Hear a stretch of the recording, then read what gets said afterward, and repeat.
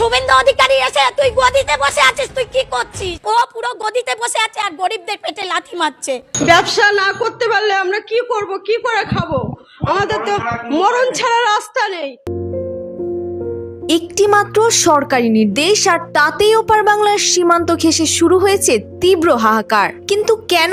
যেখানে উৎসবের আমেজ থাকার কথা সেখানে এখন জ্বলছে ক্ষোভের আগুন। তবে অবাক করা বিষয় হলো এই আগুনের আজ কিন্তু শুধু এক সম্প্রদায়ের গায়ে লাগেনি। সরকারি এক নির্দেশনার বেড়াজালে পড়ে মুসলিম ব্যবসায়ীদের পাশাপাশি আজ পথে বসেছে হাজার হাজার হিন্দু খামারি। কিন্তু কার স্বার্থে হাজার হাজার সাধারণ খামারিকে ঠেলে দেয়া হলো চরম অনিশ্চয়তার মুখে? এই নিয়মের আড়ালে কি শুধুই আইন, নাকি লুকিয়ে আছে অন্য কোনো গভীর রাজনৈতিক সমীকরণ, যার জেরে মাথায় হাত পড়েছে হাজার হাজার হিন্দু খামারি ও মুসলিম ব্যবসায়ীদের? পশ্চিমবঙ্গের মুখ্যমন্ত্রী শুভেন্দু অধিকারী নেতৃত্বাধীন সরকারের একটি নতুন সিদ্ধান্তে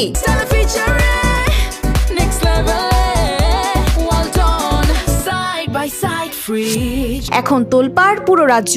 1950 সালের একটি পুরনো আইন ও হাইকোর্টের নির্দেশের অজুহাতে গবাদি পশু জবাই ও কোরবানির উপর কঠোর বিধিনিষেধ আরোপ করেছে রাজ্য সরকার।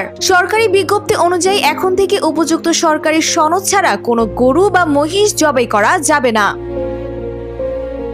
তবে সনদ কেবল তখনই মিলবে যখন পশুর বয়স 14 বছরের বেশি হয় অথবা সেটি রোগাক্রান্ত ও কর্মক্ষমতাহীন হয়। আর ইসলামিক বিধান অনুযায়ী এমন অসুস্থ পশু তো কোরবানির যোগ্যই নয়।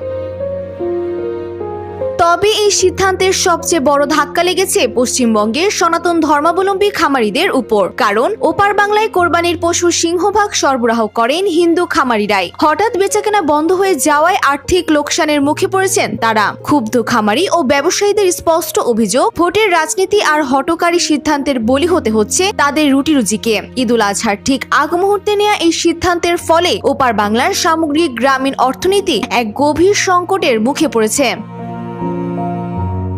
Desk report, Bangladesh bulletin.